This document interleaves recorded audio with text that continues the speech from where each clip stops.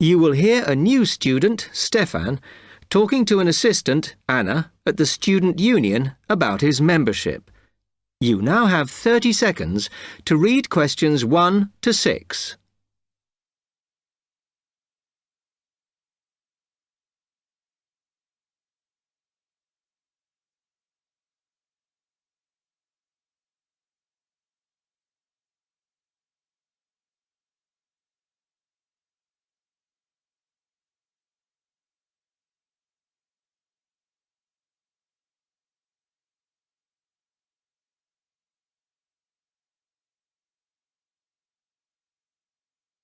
Hi, can I help you?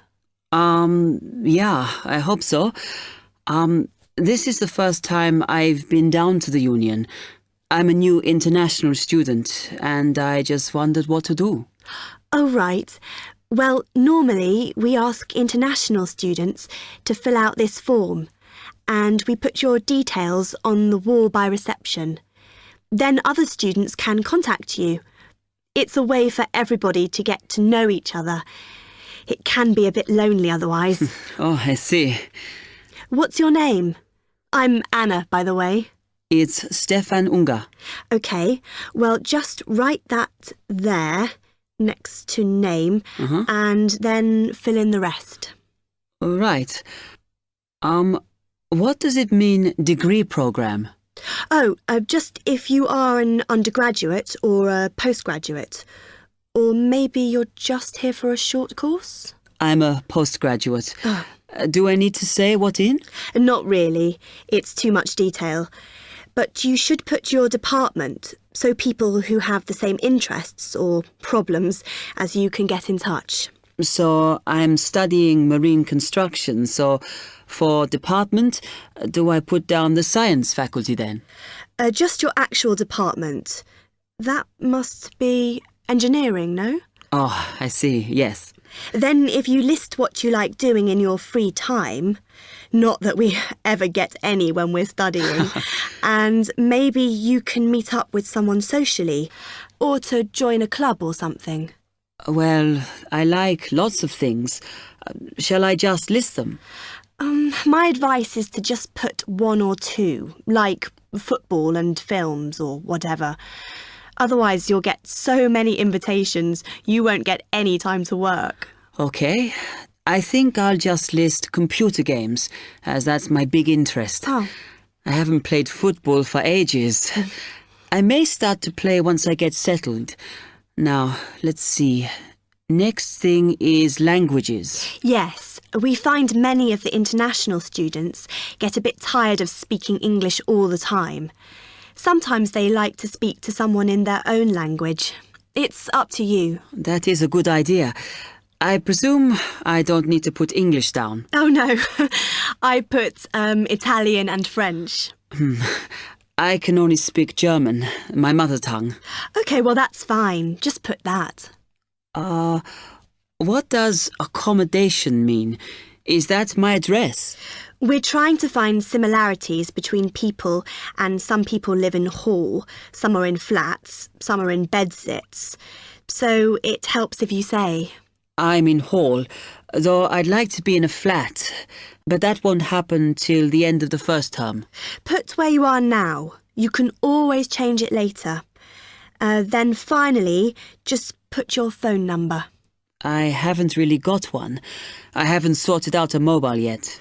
Well, it's going to be difficult for people to contact you then, isn't it? Why don't you put the union one and we'll take messages for you? Okay. It's 02950 659 003. Have you got that? Yes. OK then. You now have 30 seconds to read questions 7 to 10.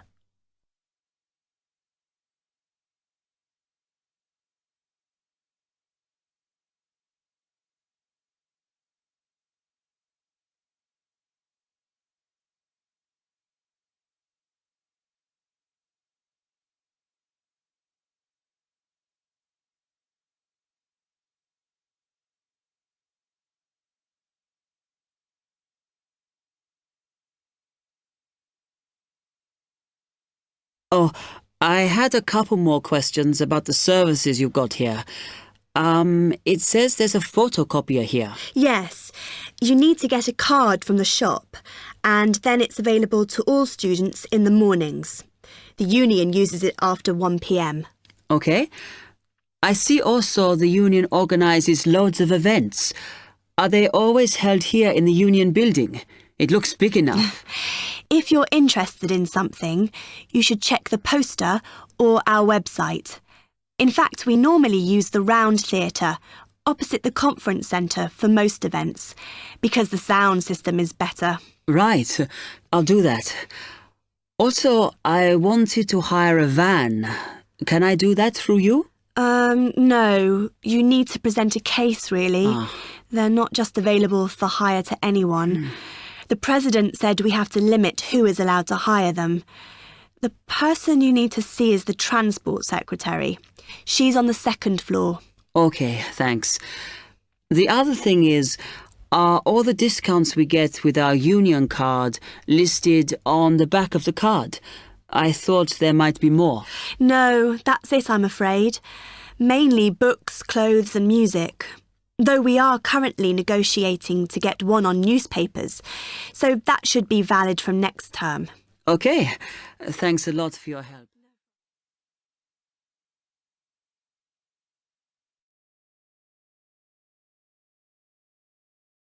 That is the end of part 1.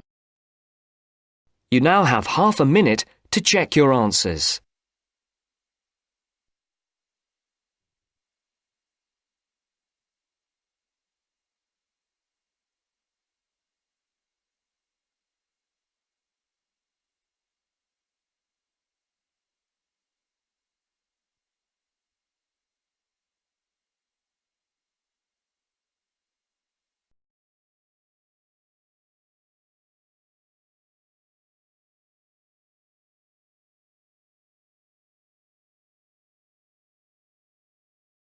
Now turns to part 2.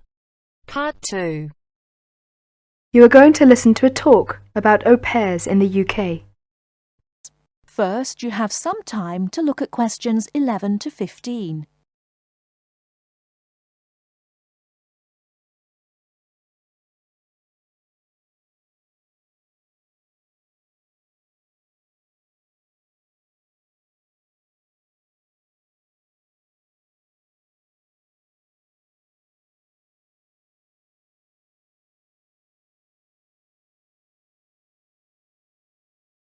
Now, listen carefully and answer questions 11 to 15. What is an au pair? An au pair is a single girl without any dependents who comes to the UK to learn English and to live as part of an English-speaking family. She is not a domestic servant, but may help in the house for up to 5 hours a day for pocket money. Suitable tasks would be light housework and taking care of children. She should have 1 day each week completely free, and she should be free to attend language classes and religious services if she wishes. Pocket money should be between £15 and £20 per week, and she should have her own room. Before she arrives, she should have as much information as possible about the home she is going to and what she will be expected to do. She will find it helpful to have a letter from her hostess explaining the arrangements to show the immigration officer when she arrives.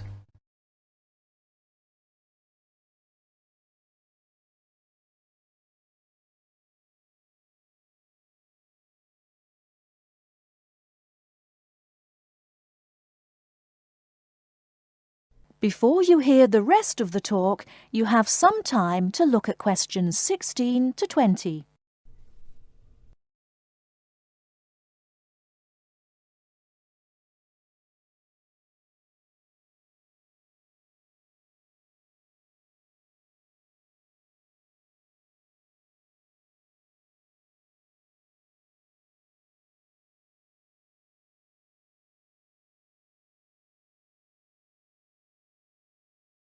Now listen and answer questions 16 to 20.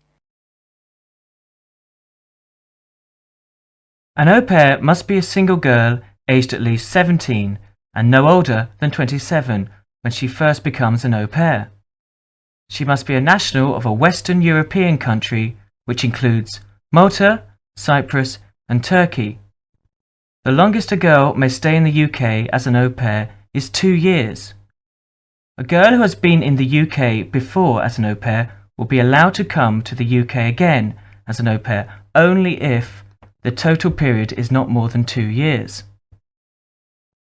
An au pair is not allowed to take a job in this country. The light household duties which are part of the au pair arrangement are not regarded as employment. An au pair who is a national of a country which is not in the Commonwealth or European Community, EC, and who is admitted for longer than 6 months will normally have to register with the police. This will be shown in her passport. She must take her passport and 2 passport-size photographs to a police station. She will have to pay a fee, about £25. If an au pair wishes to stay longer than the time stamped in her passport, she may apply either by post to Luna House, Croydon, or in person at one of the public inquiry offices. If she applies by post, it is a good idea to send any valuable documents by recorded delivery post. She should apply before the time limit on her permitted stay runs out. She must show that the arrangements are still those of an au pair. She may change host families during her time in the UK, providing that the new arrangements are also those of an au pair. That is the end of part 2. You now have half a minute to check your answers.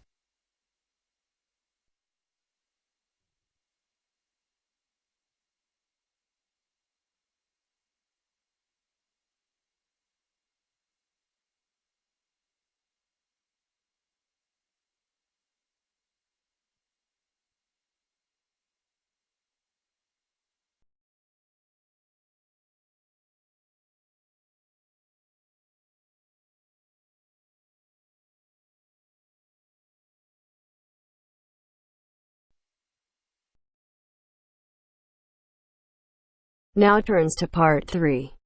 Part 3. You will hear a conversation about plans for a university sports centre. First, you have some time to look at questions 21 to 26.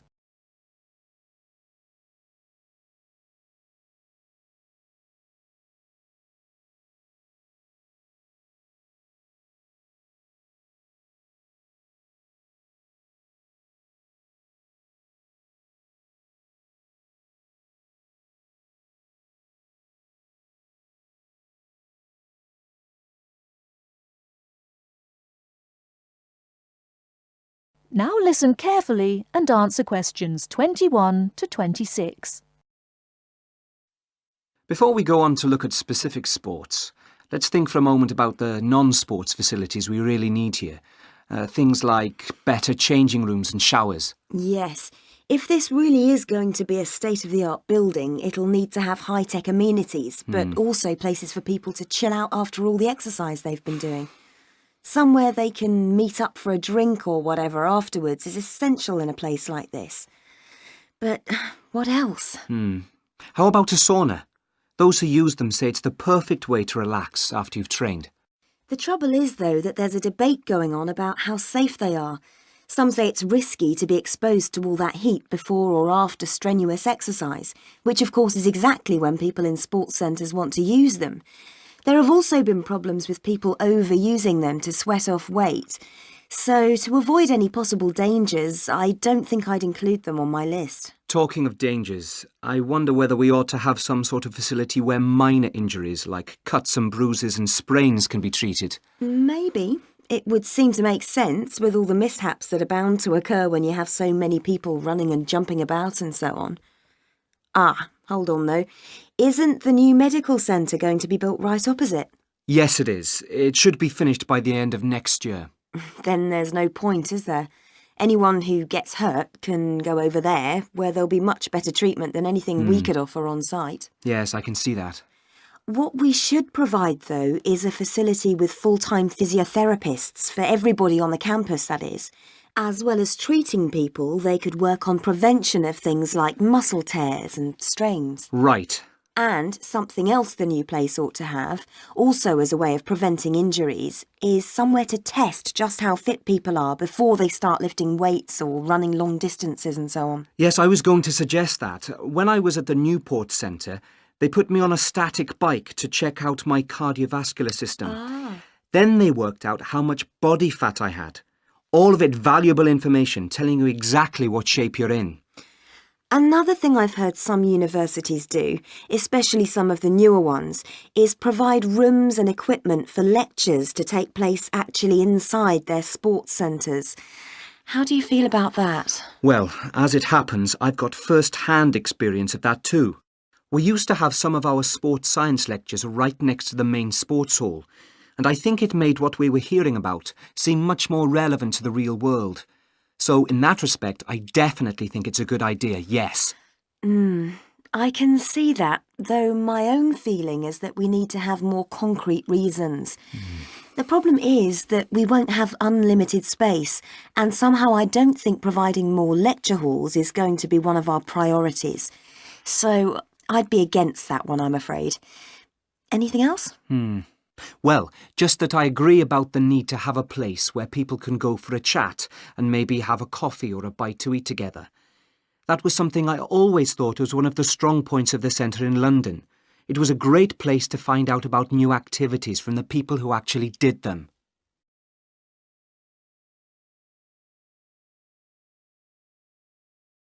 Before you hear the rest of the talk, you have some time to look at questions 27 to 30.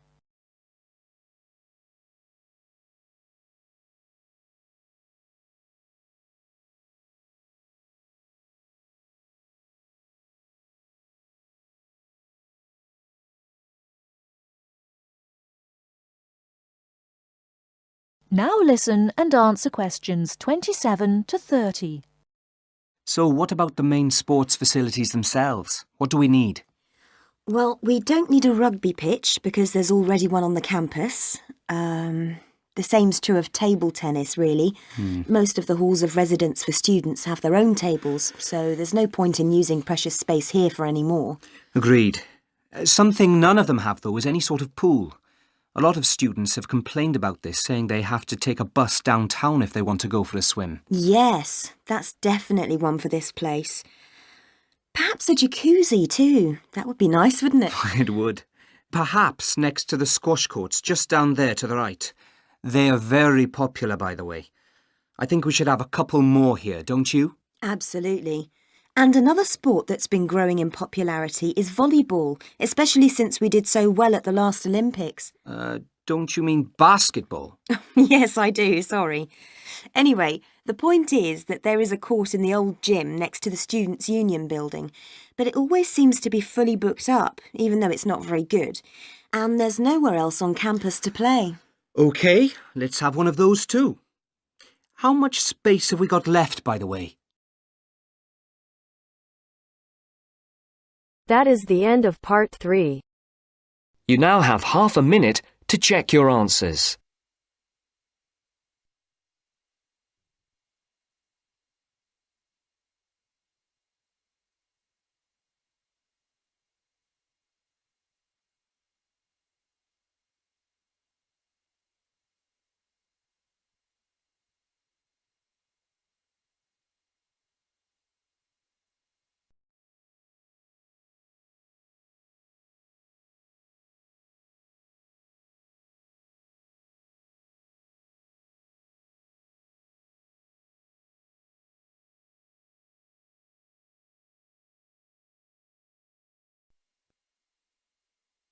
Now turns to part 4. Part 4. You will hear a lecturer talking about the importance of laughter. First, you have some time to look at questions 31 to 40 on page 131.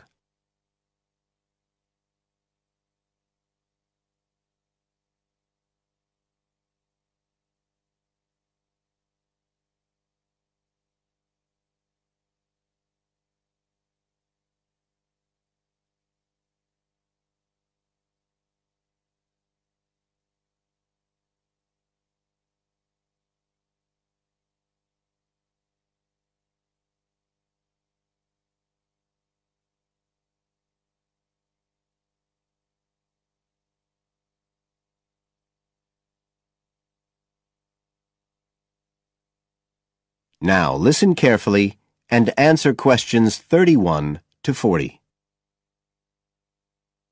Good afternoon, everybody.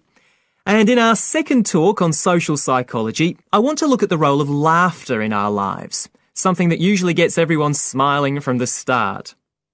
So, first of all, I'll start by looking at the actual nature of laughter. Well, when someone laughs, you've got movement of the muscles of the face and the chest, and you've got sound formed when the air's forced out of the body as part of this process. So we're talking about a physical activity. But obviously, other things are involved as well. And this is where it gets more complicated. Laughing isn't something that you normally decide to do, so it's not voluntary behaviour like ordinary speech. Instead, it's regulated by our instincts, rather like the singing of a bird or the roaring of a lion. And once you start to laugh, it can be quite hard to stop. That's not always under your conscious control either. But why do we laugh? Because we find something funny, most of us would say. But in fact, it appears that laughter has little to do with jokes or funny stories. Only about 10% of laughter is caused by things like that. One suggestion is that human laughter may have originally started out as a shared response to signal relief at the passing of danger. And it's true that even these days, laughter's rarely an activity carried out by an individual on his or her own. In fact, people are 30 times more likely to laugh when they're with other people than when they're completely alone. Laughter still seems to be a kind of social signal. It occurs when people are in a group and they're comfortable with one another. And it seems likely that laughter can result in the creation of bonds between the people in the group. And it's precisely because of this social aspect of laughter that people like public speakers and politicians often try to get their audience to laugh. It encourages their listeners to trust them and to connect with them. But this kind of thing, controlling the laughter of a group that is, indicates that there's a link between laughter and power. And this is supported by several studies that indicate that bosses use humour more than their employees. And research has also shown that female listeners are likely to laugh much more if the speaker is male. So it appears that there are gender issues associated with how much we laugh. I should also point out that laughter can be used as a negative signal as well as a positive one. I think we've all probably seen evidence of a group using laughter to exclude someone, to emphasise that they are not accepted. So it's not always a positive type of behaviour either. So what all this goes to show is that laughter is a very, very complex issue.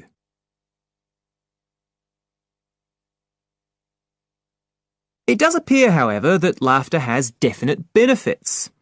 If we look first at the psychological aspects, we know that people often tend to store negative emotions such as anger, sadness and fear, rather than expressing them. And it seems that laughter provides a harmless way for the release of these emotions. But there are also clear physical effects that have been monitored too. For example, laughter is good aerobic exercise. It speeds up heart rate and respiration and raises blood pressure. One researcher suggests that 100 laughs a day is the equivalent of 10 minutes jogging. Laughter also helps prevent the stress that so many people suffer from today, which results from the faster pace of life and all that goes with it. It does this by reducing the levels of hormones in the blood which are caused by stress. And in addition, it is known to increase the levels of chemicals that protect the body from infection or pain, and so it helps to boost the immune system. One interesting study showed that people who had had surgical operations asked for fewer painkillers if they'd been viewing comic films. In fact, research has even shown that the quality of dreams can be positively affected by laughter. A good laugh 10 minutes before going to sleep can prevent you from having bad dreams and give a much more pleasant and restorative night's sleep. So there's now little argument that finding things funny and enjoying a good laugh is extremely beneficial to us all. What we need to consider now are the ways in which laughter can be used as a treatment for people who... That is the end of part 4. You now have half a minute to check your answers.